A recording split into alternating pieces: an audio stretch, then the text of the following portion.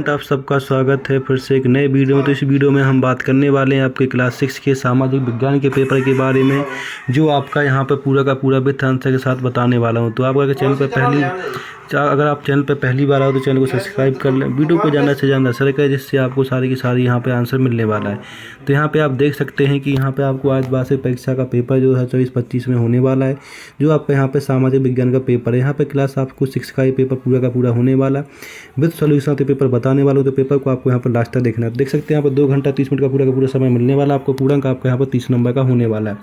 तो पूरा का पूरा आंसर आपको सॉल्यूशन के साथ कराया जाएगा। तो वीडियो को आपको यहाँ पर लास्ट तक देखना है। चैनल पर पहली बार तो चैनल को आपको यहाँ पर सब्सक्राइब कर लेना, वीडियो को ज़्यादा से ज़्यादा यहाँ पर शेयर करना है। तो पहला क्वेश्चन इसमें क्या बताएगा वो हम यहाँ पे इसकी बात कर लेते हैं।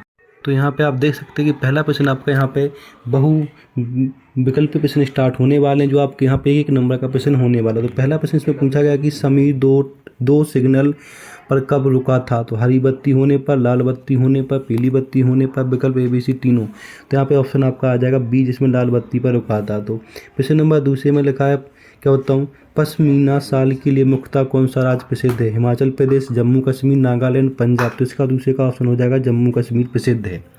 प्रश्न नंबर तीसरा देखिए, प्रश्न नंबर तीसरे में पूछा गया है कि पंजाब राज्य में रेलवे लाइन लगभग कितने वर्ष पूर्व बिछाई गई थी। 150 वर्ष पूर्व, 1500 वर्ष, 15,000 वर्ष पूर्व या 15 वर्ष पूर्व। तो इसमें ऑप्शन आ जाएगा तीसरे में 150 वर्ष पूर्व बिछाई गई थी। प्रश्न नंबर चौथे में पृथ्वी अपने अक्ष पर कितने समय में एक चक्कर पूरा करती है। 24 घंटे में, 12 घंटे में, 30 घंटे में या 35 में। तो यहाँ पर 24 घंटे में पूरा करती है। प्रश्न नंबर यहाँ पर पूछा गया है आपसे 5वें, इसमें सौरमंडल का मुखिया कौन होता है। पृथ्वी होती है, बृहस्पति है, चंद्रमा या सर्ग। तो प्रश्न नंबर 5 का यहाँ पे आपका आंसर हो जाएगा सर्ग। तो सर्ग इसका मुखिया होता है। तो इस तरह से आपके पूरे के पूरे बहु विकल्प प्रश्न थे पूरे के पूरे करा दिए गए। इन सारे के सारे विकल्पों को आपको अच्छे से कर लेना है। तो यहाँ पे पहले का बी आ जाएगा, दूसरे का भी बी, इसके बाद तीसरे का आपका ए आ जाएगा और चौथे का ए, और यहाँ पे 5वें का बी। तो इस तरह से आपके पूरे के पूरे बहु विकल्प प्रश्न हो जाते हैं। नेक्स्ट प्रश्न की ओर चलते हैं। नेक्स्ट प्रश्न इसमें क्या पूछा गया। तो यहाँ पे आप देख सकते हैं कि नेक्स्ट प्रश्न आपका यहाँ पे स्टार्ट हो जाता है रिक्त स्थान की पूर्ति करना। तो रिक्त स्थान आपके 6 से लेकर 10 तक होने वाले हैं। तो इसमें सारे का रिक्त स्थान आपका 1 नंबर का पूरा होना है। तो यहाँ पर देख सकते हैं 1 नंबर में प्रश्न पूछा गया। तो 6 नंबर प्रश्न पूछा गया कि भारत में लगभग 800 वर्ष पूर्व फसलों को उपजाना प्रारंभ कर दिया था। कब कर दिया था, कौन कौन सी फसलों को। तो गेहूँ और जौ को उपजाना शुरू कर दिया था। प्रश्न नंबर 7 में अमेरिका में महिलाओं को वोट देने का अधिकार कब प्राप्त हुआ। 1920 से प्राप्त हुआ। प्रश्न नंबर 8 में पूछा गया पहले से किसी के बारे में राय बनाकर उसे दिमाग में बिठा लेना क्या कहते हैं उसको। तो उसको हम बोलते पूर्वाग्रह कहते हैं। प्रश्न नंबर 9 में किसान फसल की बुआई और वाई के समय घंटे तक का समय कहते हैं किसे। 12 से 14 घंटे का समय करते हैं। प्रश्न नंबर 10 में पूछा हड़प्पा काल के प्राचीन नगरों की इमारतों को हम क्या कहते हैं। उसको हम ग्रहणलय कहते हैं। तो इस तरह से रिक्त स्थान पूरे के पूरे हो जाते हैं। तो यहाँ पर रिक्त स्थान देख लीजिएगा आपको क्या क्या यहाँ पर रिक्त स्थान में भरना है। तो पहले में आपको गेहूँ और जौ भरना है, दूसरे में 1990 भरना है, तीसरे में पूर्वाग्रह भरना है, चौथे में आपको यहाँ पे 12 से 14 घंटे भरने हैं, और चौथे में आपको यहाँ पे 5वें आपको यहाँ पे ग्रहणालय भरना है। तो इस तरह के आपके पूरे के पूरे रिक्त स्थान हो जाते हैं। अब हम बात करने वाले नेक्स्ट प्रश्न की। तो नेक्स्ट प्रश्न आपके इसमें पूछा गया है अति लघु उत्तरीय प्रश्न, जो आपके यहाँ पे 11 से 16 तक प्रश्न होने वाले, और जो आपके 2-2 नंबर के प्रश्न होने वाले हैं।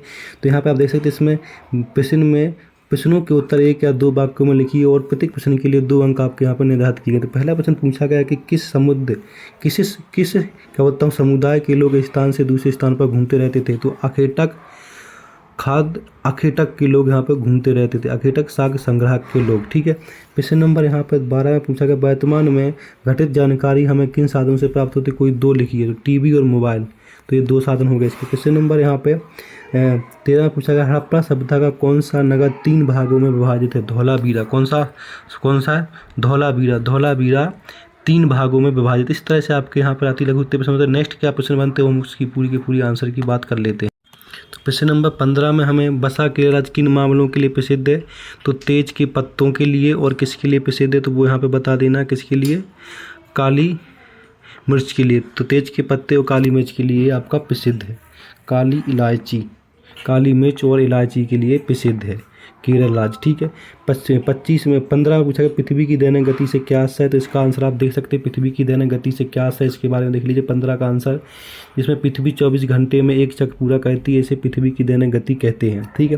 प्रश्न नंबर 16 में पूछा गया स्कूलों में सरकार द्वारा चलाई जा रही कोई 2 योजनाओं के नाम लिखिए। तो यहाँ पे है समस्त शिक्षा और उन्नत भारत।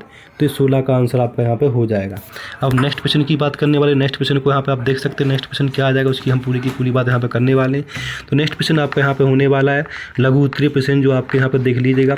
तो यहाँ पे लघु उत्तरीय प्रश्न होने वाले हैं जो आपके यहाँ पे 17 से 22 तक पूछे जाने वाले हैं। टोटल आपके यहाँ 3 नंबर के प्रश्न होने वाले हैं, जिसको आपको 40 से 50 शब्दों में लिखना होता है। 3 नंबर का प्रत्येक आंसर इसमें मिलेगा आपको। तो पहला प्रश्न पूछा गया वो देख लीजिएगा।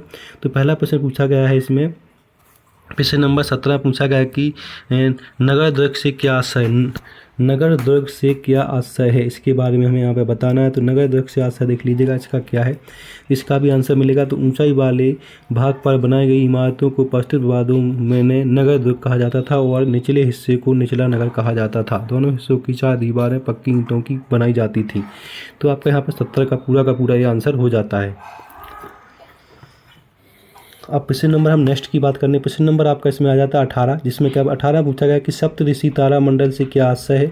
प्रश्न नंबर 18 देखिए, इसके अंदर पूछा गया सप्त ऋषि तारामंडल पृथ्वी के उत्तरी गोलार्ध के आकाश में रात्रि में तो इसको हेमोस्फीयर बोलते हैं, जो रात्रि में दिखने वाला एक तारामंडल है। इसे फाल्गुन महीने के श्रवण भाद्र महीने तक आकाश 7 तारों के समूह के रूप में दिखाई देता है।